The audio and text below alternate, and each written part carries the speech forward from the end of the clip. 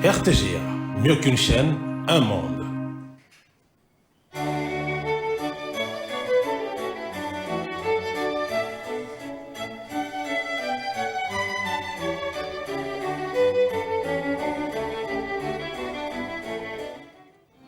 Ce journal vous est offert par Tango Protection. Illico Cash, ma banque mobile.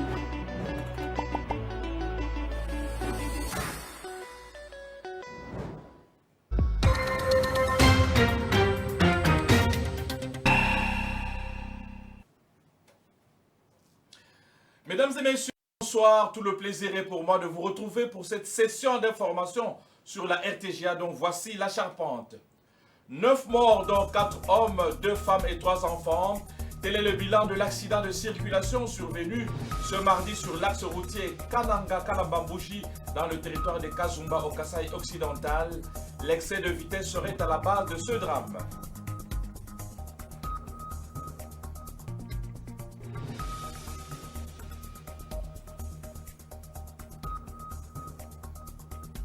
« 47e session de l'examen périodique universel des droits de l'homme en République démocratique du Congo », le ministre de la Communication et le média Patrick Mouyaya a présenté depuis Genève en Suisse les mesures prises par le gouvernement pour améliorer la situation des droits de l'homme tout en indexant le Rwanda et violer le territoire congolais.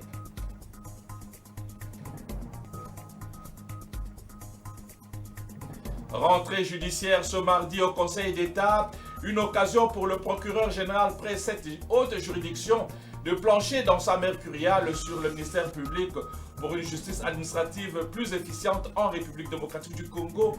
Le président de la République, Félix Antoine Tshisekedi, y a pris part au Palais du Peuple.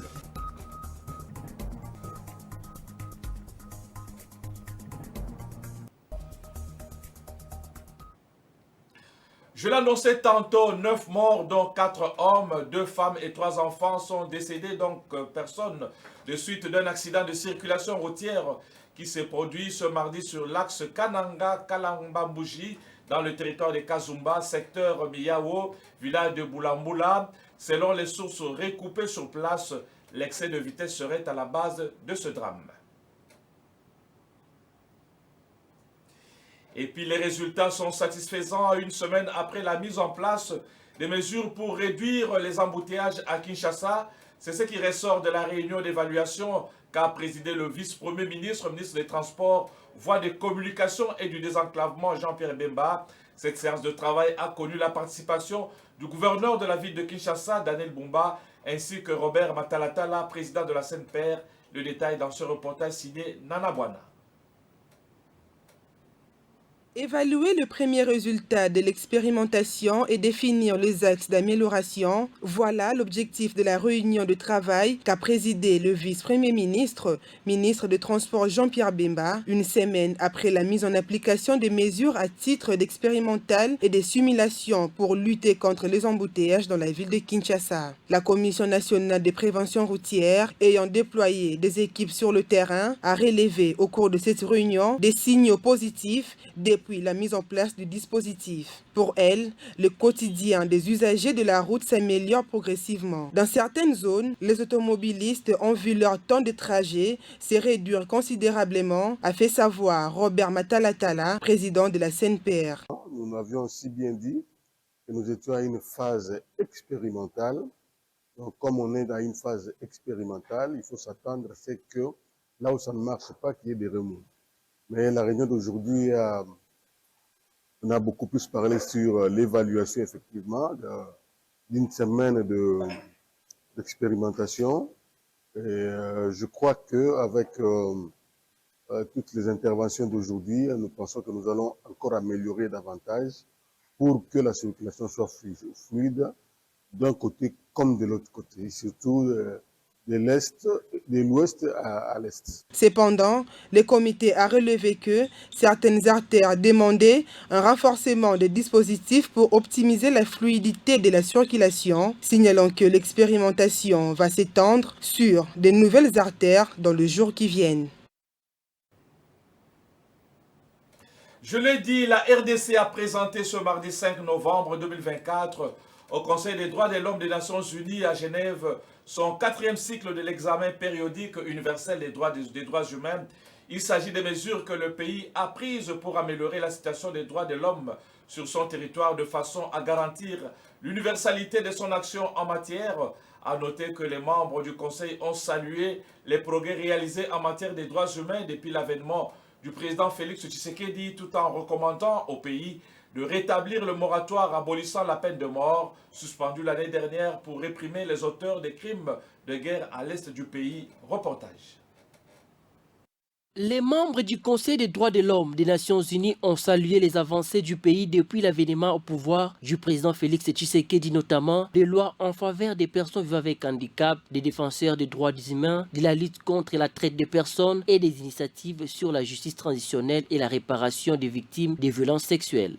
Cependant, des recommandations ont été formulées pour encourager la République démocratique du Congo à renforcer ses actions en faveur des droits humains. La France, entre autres, a appelé la RDC à rétablir les moratoires sur la peine de mort suspendus l'année dernière pour réprimer les crimes de guerre à l'est du pays. Pourquoi on a levé le moratoire? Monsieur le Président, la raison est toute simple.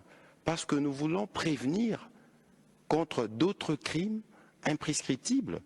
Ce n'est pas un choix qui a été fait dans la plus grande facilité, mais c'est lorsque nous regardons la nature de certains crimes, de certains comportements qui sont commis, que nous avons décidé d'élever ces moratoires. Mais lorsque, encore que ce moratoire est bien encadré par une autre circulaire du ministère de la Justice, le premier vice-président l'a mentionné tout à l'heure, personne n'a encore été condamné à mort dans le cadre justement de ces moratoires. Mais lorsque la République démocratique du Congo recouvrera la paix, en tout cas, nous sommes engagés dans la voie de l'abolition de la peine de mort. D'autres recommandations portent sur la lutte contre l'apatridie, dans les cas de réfugiés, la liberté de la presse, la prévention des violences sexuelles basées sur le genre, l'interdiction des mariages précoces, la sécurité dans l'est du pays et l'amélioration de la couverture des services sociaux de base.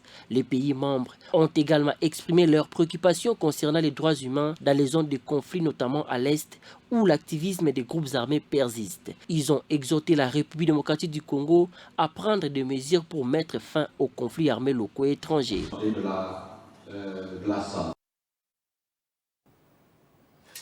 De son côté, la ministre d'État en charge des Affaires étrangères, de la coopération internationale et de la francophonie, Thérèse Kayikwamba Wagner, a réuni lundi à Kinshasa les ambassadeurs des pays membres du Conseil de paix et de sécurité de l'Union africaine, du Conseil de sécurité des Nations Unies, ainsi que les représentants de l'Union africaine, de l'Union européenne et de la représentante spéciale du secrétaire général des Nations Unies.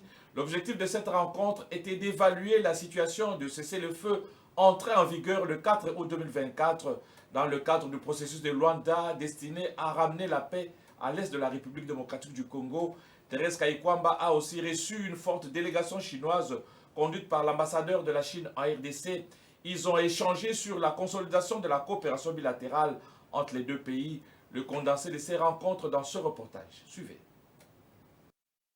Thérèse Kayikwamba Wagner a réuni les ambassadeurs des pays membres du Conseil de paix et de sécurité de l'Union africaine, du Conseil de sécurité des Nations Unies, de l'Union africaine, de l'Union européenne et la représentante spéciale du secrétaire général des Nations Unies. Il était question d'évaluer le cessez-le-feu entré en vigueur le 4 août dans le cadre du processus de Luanda, qui avait suscité de nombreux espoirs. La ministre d'État, ministre aux Affaires étrangères, coopération internationale et francophonie, a relevé que même si ces cessez-le-feu était largement suivi, une certaine contradiction est perceptible entre les discours publics du Rwanda et les actions sur les terrains, à savoir la prise de certaines localités et la supervision de cette prise avec les zones minières. La chef de la diplomatie congolaise a donc interpellé une fois de plus la communauté internationale sur le fait que le Rwanda ne soit pas toujours indexé publiquement pour l'exportation des minerais provenant des zones de conflit. Elle a également dénoncé la confusion entretenue par une certaine presse internationale sur le retrait des forces négatives coupables de brouillage GPS présenté comme une levée des mesures de défense du Rwanda. Thérèse Kayikwamba a attiré l'attention du risque d'expansion du conflit au niveau régional, d'où la nécessité d'un mécanisme de la justice régionale et de la mise en exergue de la responsabilité du Conseil de sécurité de faire respecter la Charte des Nations Unies. Concernant l'évolution du processus de Luanda, il est prévu ce mardi 5 novembre 2024 à Goma 2023, le lancement du mécanisme de vérification ad hoc renforcé. Et concernant la coopération Chine-RDC, concrétisation de discussion du FOCAC, Thérèse Kaikwamba a reçu une forte délégation chinoise conduite par l'ambassadeur de la Chine en RDC, Zhao Bin. Ils ont échangé sur la consolidation de la coopération bilatérale entre les deux pays, concrétisée par un accord sous forme de notes échangées pour le suivi et la mise en œuvre de plusieurs projets et dans les domaines diversifiés, mutuellement porteurs pour la République démocratique du Congo et la Chine.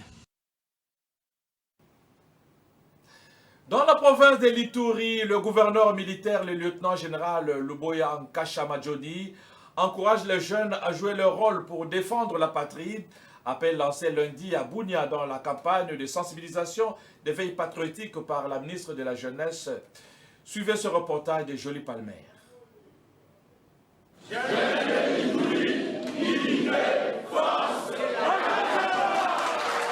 Plusieurs autres projets seront menés dans le cadre de ce projet des campagnes de sensibilisation sur le veille patriotique, notamment forum porte ouverte avec au moins 500 jeunes Ituri représentant différentes structures à travers la province. Une occasion pour le gouverneur militaire de l'Ituri d'appeler les jeunes à la prise de conscience cesseur, la jeunesse devant sa responsabilité. À en croire, c'est par la jeunesse que passe tout genre de criminels pour créer l'insécurité et la violence. Il appelle également cette jeunesse à saisir cette opportunité. Je peux vous rassurer, Excellence, qu'aujourd'hui, c'est un grand jour. Pourquoi? Parce que cette journée met la jeunesse iturienne devant ses responsabilités. À Boua, les vice-ministres de la Défense et anciens combattants, Sami Adoubango, très émotionné, vante les caractères de jeunes ituriens, rappelés de détermination, d'esprit prêt à construire, de cœur engagé à aimer et défendre la RDC. Il affirme également que le pays a plus que jamais besoin d'énergie, de patriotisme et d'unité, car la jeunesse est le bouclier de la nation, la barrière contre ceux qui cherchent à affaiblir la paix et la dignité du pays. Signalons que cette activité parrainée par Judith Siminois, première ministre, chef du gouvernement congolais. Cette activité a réuni plus d'une structure des jeunes gouvernementales, provinciales ainsi que la MONUSCO.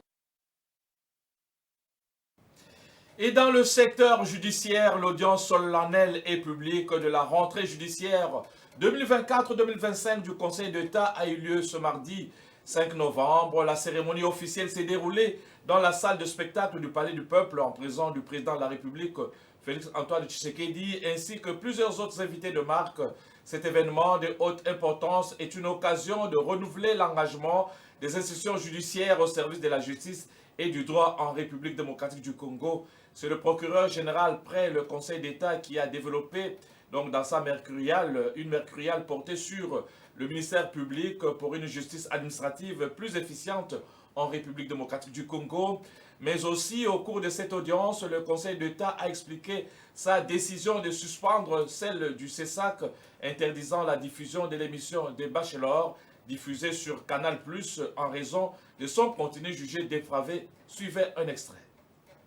Les articles 60 et 62 de la loi organique numéro 11/001 du 10 janvier 2011 portant composition, attribution et fonctionnement du Conseil supérieur de l'audiovisuel et de la communication qui soumettent la décision prise par des étapes obligatoires suivantes: la mise en demeure, la publication, la notification des griefs et la mise en œuvre du droit de la défense et la sanction.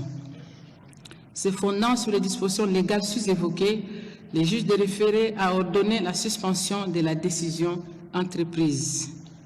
Permettez-moi, Excellence, Monsieur le Président de la République, tout de même de réserver une mention spéciale à la réaction positive du président du CESAC, qui, après mécontentement compréhensible exprimé par certaines personnes qui vilipendaient à tort les juges de référé, a pris de la bonne hauteur, comme le démontre sa lettre numéro 125 du 25 octobre 2024, dont copie m'est parvenue, pour reprendre la procédure en suivant une par une les étapes obligatoires prévues par la loi qui régit son institution. J'avoue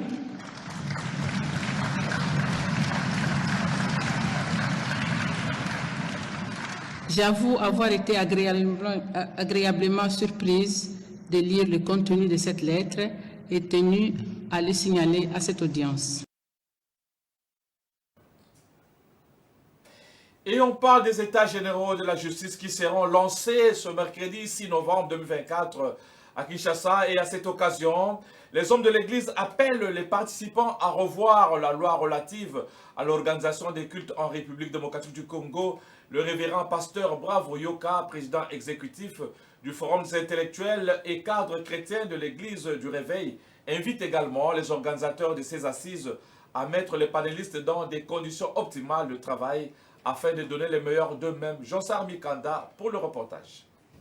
Du 6 au 13 novembre 2024, la ville de Kinshasa va vibrer au rythme des États généraux de la justice, une première dans l'histoire du pays. Affirmation faite par le ministre d'État en charge de la justice, Constant Mutamba. De son côté, le Forum des intellectuels et cadres chrétiens de l'Église du Réveil, qui salue cette initiative, appelle à l'application des résultats qui sortiront de ces assises pour l'intérêt du peuple congolais. Même si on fait les États généraux, mais qu'on n'est pas animé de bonne foi pour mettre en pratique tout ce qui existe, je ne pense pas que les États généraux puissent produire quelque chose.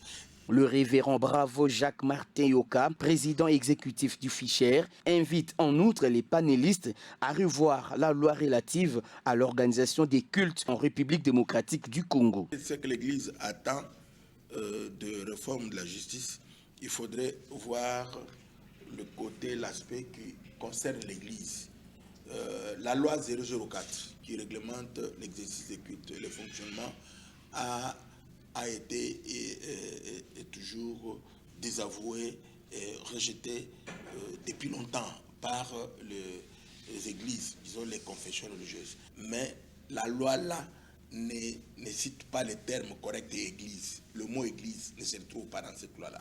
On parle des associations sans but lucratif, des associations confessionnelles. Ce haut cadre de l'Église du Congo interpelle les organisateurs de cet événement à réserver un traitement digne aux participants afin de leur permettre de bien réfléchir sur les réformes à apporter dans ce secteur clé de la vie nationale. Il n'y a pas de frais de travaux intenses. De la manière que j'ai regardé dans le thème de référence, je n'ai pas retrouvé ça. Déjà, les dispositions logistiques de l'organisation des États généraux peuvent empêcher aussi que le travail ne se fasse d'une manière convenable. La justice élève la nation, dit-on, et ces forums se veulent un cadre idéal d'échange et de partage en vue de diagnostiquer la situation de la justice en République démocratique du Congo.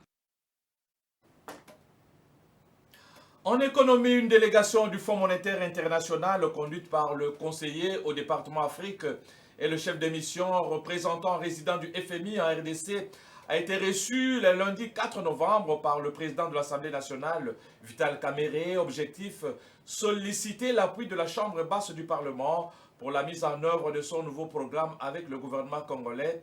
Après l'achèvement de son dernier programme, ce nouveau programme va faciliter l'élargissement de crédit du FMI et un autre pour soutenir la politique de la lutte contre le changement climatique. Reportage.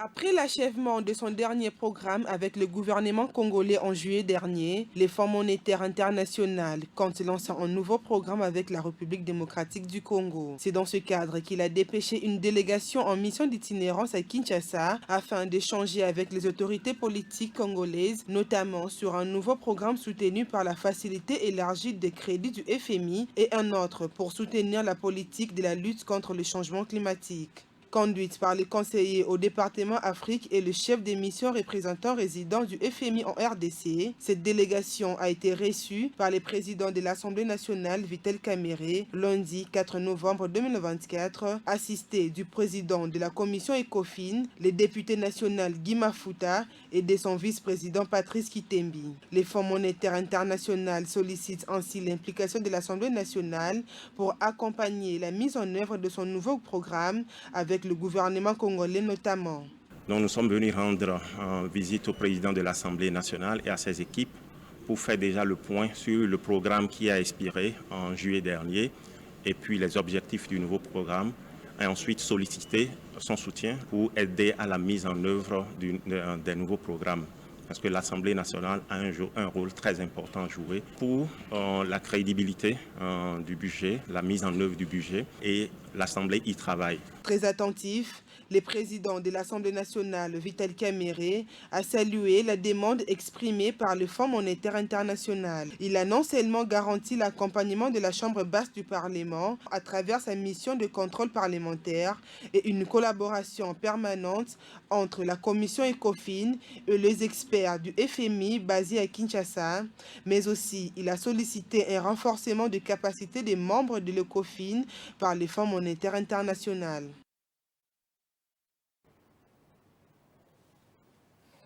Et le potentiel de l'écosystème agroalimentaire en Afrique centrale, le financement public et privé, marché, recherche, certification foncier et coûts, c'est sous ce thème que s'est tenue ou se tient la 17e réunion de l'équipe multidisciplinaire du Fonds pour l'alimentation et l'agriculture en Afrique centrale, constituée de 9 pays membres de la sous-région, présidée par la première ministre Judith Suminwa Tuluka, lancée le 4 novembre. Ces travaux annuels qui rassemble les professionnels techniques de la FAO ainsi que les acteurs de la lutte contre l'insécurité alimentaire de la sous-région vont se poursuivre jusqu'au 6 novembre. Ils vont donc permettre d'analyser l'état actuel de l'écosystème agroalimentaire de la sous-région et de suggérer des solutions inclusives, résilientes et durables. Images et commentaires.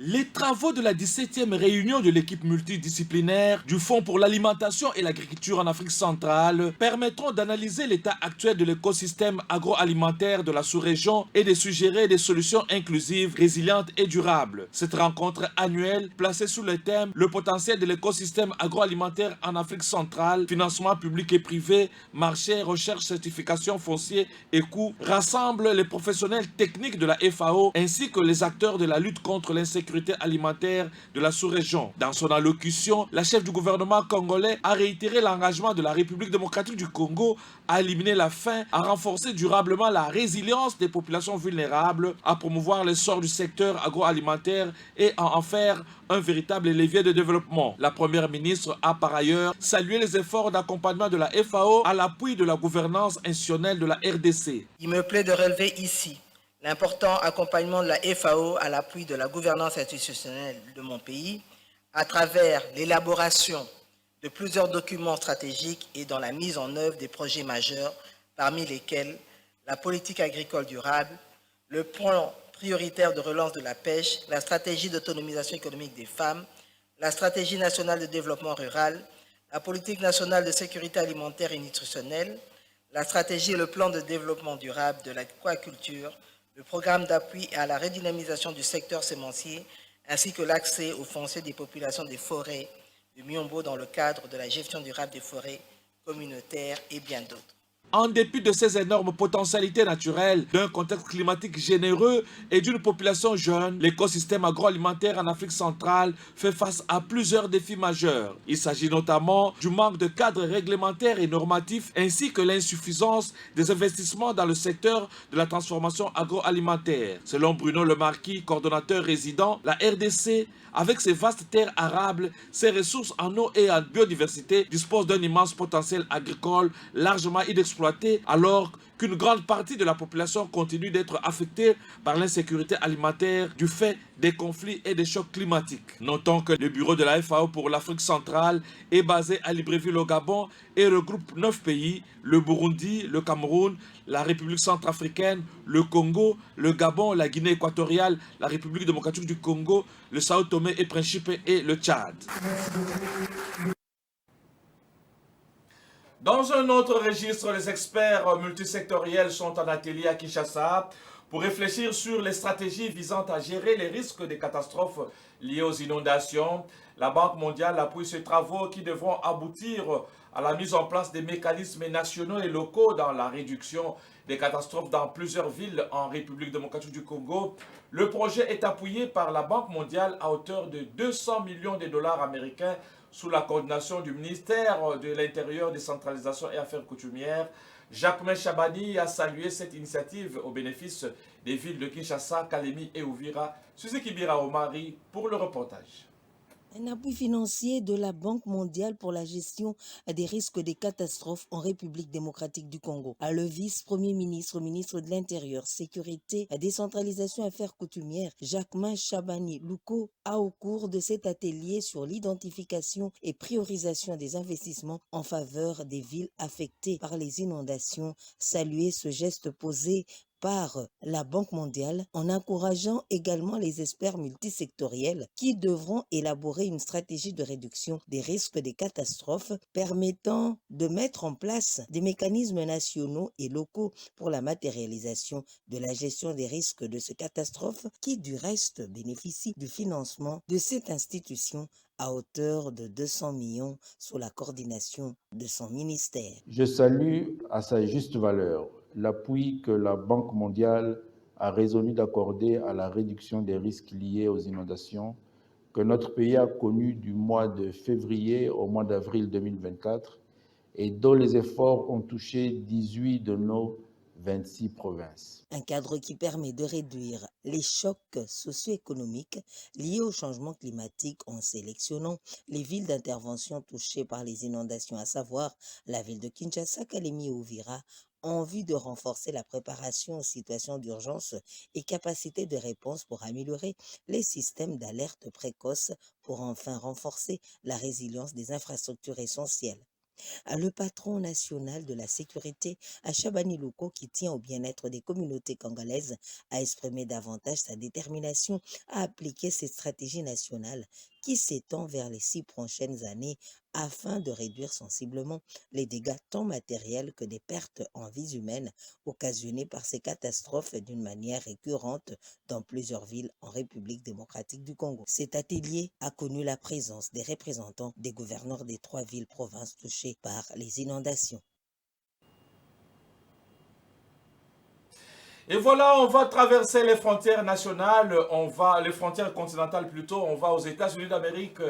Les Américains élisent leur président ce mardi 5 novembre. Donald Trump et Kamala Harris, les 2 candidats en lice, sont à la conquête des grands électeurs. Nous avons en direct depuis Washington notre confrère de VOA, Abdourahmane Dia, il est là. On va lui poser quelques questions. La première question, comment se déroulent les élections présidentielles aux États-Unis? Comment est-ce que les Américains ont accueilli ce scrutin? Abdourahmane. Alors, on est sur la dernière ligne droite de la campagne présidentielle qui va se dérouler jusqu'au petit matin demain, en tout cas même pendant la journée électorale. Il n'y a pas de pause dans la campagne comme on le voit par exemple en Afrique. Donc ici, les candidats Donald Trump et Kamala Harris sont dans les différents États clés pour essayer de convaincre les derniers électeurs encore indécis. Beaucoup estiment qu'ils ne sont pas du tout nombreux, ces électeurs inscrits, plutôt indécis. Et on sait déjà que près de 80 millions d'Américains ont déjà voté en allant voter de façon anticipée ou alors par correspondance. Donc on s'attend à un taux de participation très très élevé. Déjà en 2020, le taux de participation était de plus de 66%. Beaucoup d'experts pensent que ce taux de participation de 2020 pourrait être dépassé, tellement donc cela dénote un peu de l'engouement que les Américains ont pour cette élection historique puisque soit on pourrait avoir la première femme présidente des États-Unis, soit on pourrait avoir un ancien président qui a été battu à une élection et qui revient aux affaires. Donc dans les 2 cas de figure, c'est une élection historique. Voilà, on va rester avec Abdourahmane. Alors, quelles sont les tendances actuelles dans les différentes régions aux États-Unis d'Amérique?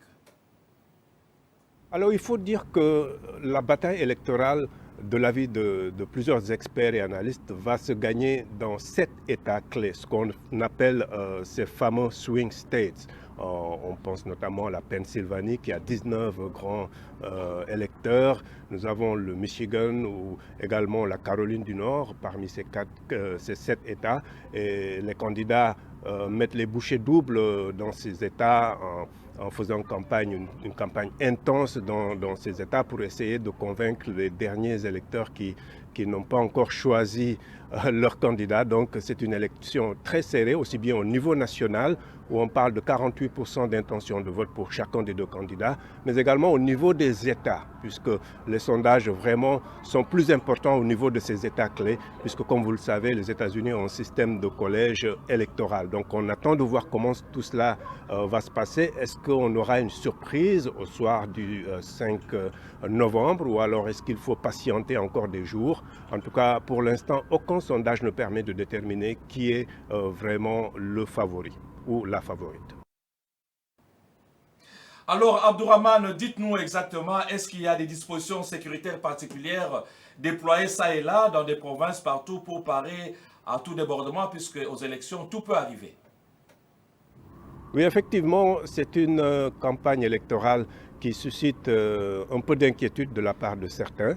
La sécurité ici à Washington, D.C. a été renforcée autour des bâtiments fédéraux comme le Congrès, autour de la Maison-Blanche. Il y a eu ce que certains considèrent des écarts de langage durant la campagne. Donc effectivement, il y a une certaine anxiété, pour ne pas dire inquiétude, auprès des électeurs et également des observateurs. Beaucoup estiment qu'on pourrait assister à des dérapages, mais d'autres aussi sont optimistes que l'élection pourrait bien se dérouler. Merci beaucoup, Abdourahmane Dia. Je rappelle que vous êtes un journaliste, notre confrère de VOA. Nous avons eu en direct de Washington aux États-Unis d'Amérique pour nous donner un peu les tendances par rapport à cette présidentielle avec en lice deux candidats, Donald Trump et Kamala Harris. Merci de retour sur ce plateau. Mesdames et messieurs, on va rappeler les principaux titres de cette session d'information avant de nous quitter. 9 morts, dont 4 hommes, 2 femmes et 3 enfants. Tel est le bilan de l'accident de circulation survenu ce mardi sur l'axe routier Kananga-Kalababouji dans le territoire de Kazumba au Kasaï occidental. L'excès de vitesse serait à la base de ce drame.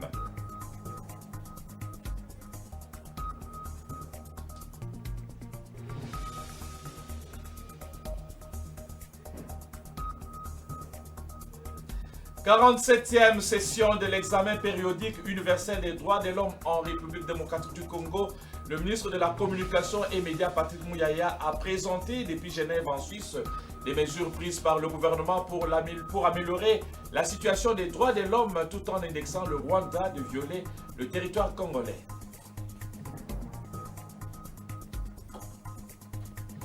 Enfin, rentrée judiciaire ce mardi au Conseil d'État, une occasion pour le procureur général près cette haute juridiction de plancher dans sa mercuriale sur le ministère public pour une justice administrative plus efficiente en RDC. Le président de la République, Félix Tshisekedi, y a pris part au Palais du Peuple.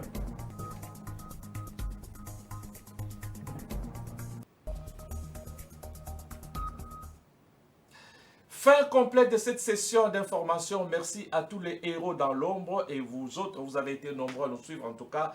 Bonne suite de programme sur la RTGA. Au revoir.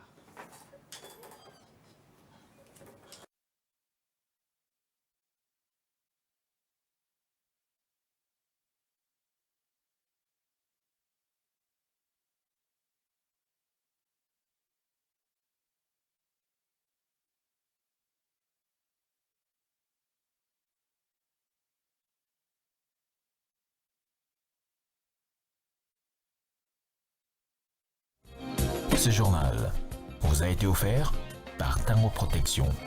Illico Cash, ma banque mobile.